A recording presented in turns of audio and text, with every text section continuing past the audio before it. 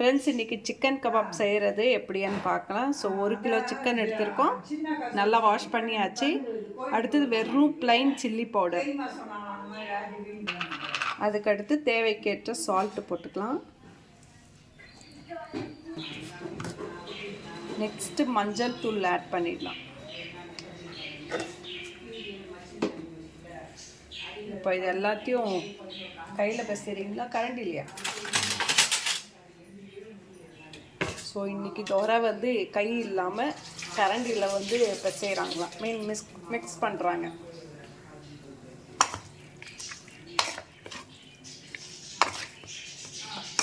ஆனால் experience last time வந்து கையிலே பிசைஞ்சு கை பயங்கரமாக எரிச்சல் எடுத்துக்கிச்சு. அதனால் இப்போ கரண்டி வச்சு மிக்ஸ் பண்ணுறாங்க.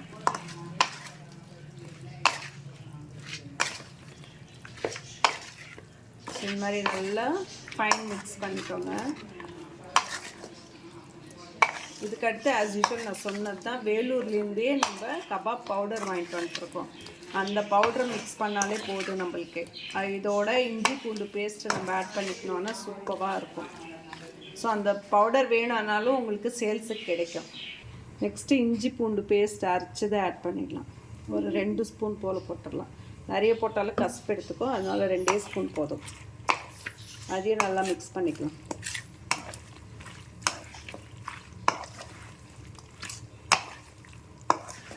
ஸோ எக்ஸ்பீரியன்ஸ் என்னம்மா பேசுது பார்த்தீங்களா? லாஸ்ட் வாட்டி நல்லா கையில் போட்டு பேச நல்லா கலக்குதான். பட் இந்த வாட்டி கை எரிச்சல் நல்லா ஃபீல் ஆகிருக்கும், அதனால் இப்போ கரண்டியில் கலக்குறாங்க. ஸோ நெக்ஸ்ட்டு லெமன் பிழிஞ்சிக்கலாம். ஒரு 1/2 லெமன் போதும்.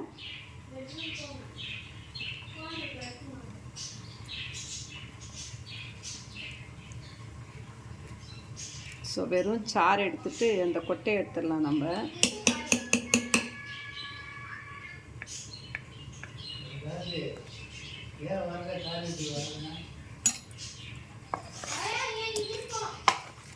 இதையும் நல்லா மிக்ஸ் பண்ணிக்கோங்க.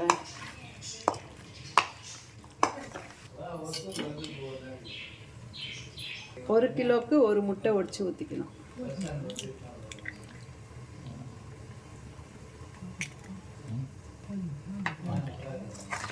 இதை நல்லா மிக்ஸ் பண்ணிக்கலாம்.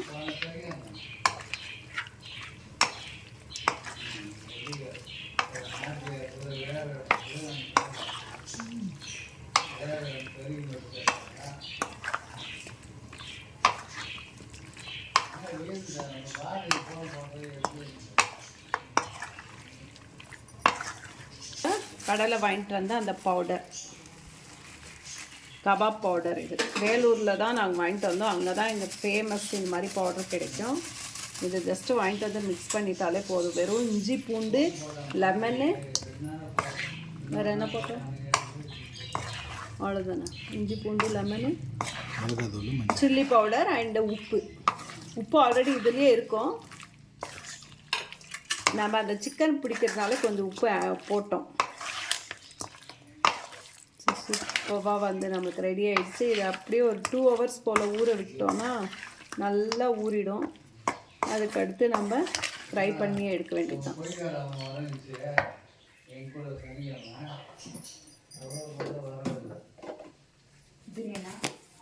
நெக்ஸ்ட்டு வந்து பெப்பர் பவுடர் ஆட் பண்ணிடலாம்.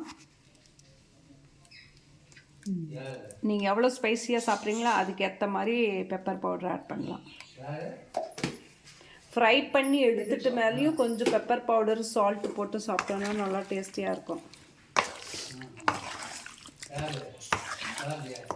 இதையும் நல்லா ஃபைன் மிக்ஸாக பண்ணிக்கோங்க. ஸோ இதுக்கு மெயின் டிஷ் என்ன தெரியுங்களா? இடியாப்பம், சேமியா. பாருங்கள், அது ரெடி ஆகிட்டுருக்கு. பட் நம்ம வீட்லேயே செய்ததுனால கொஞ்சம் மொத்தாக வந்திருக்கு.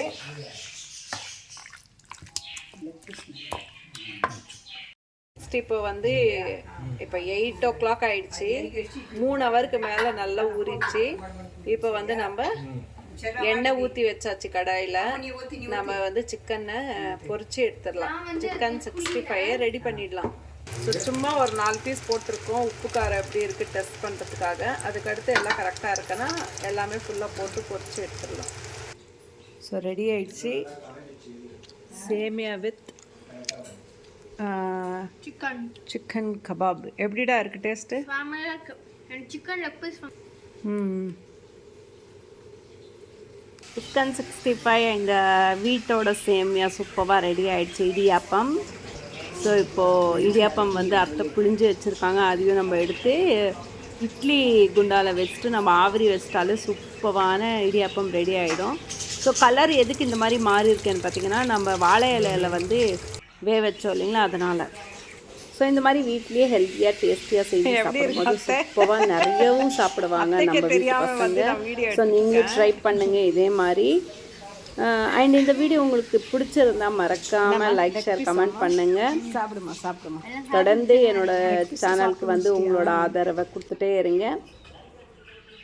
யாரெல்லாம் இன்னும் என்னோடய சேனலை சப்ஸ்கிரைப் பண்ணலையோ அவங்க எல்லாமே போயிட்டு சேனலை வந்து சப்ஸ்கிரைப் பண்ணிக்கோங்க. அண்ட் பெல் பட்டனை கிளிக் பண்ணிக்கோங்க.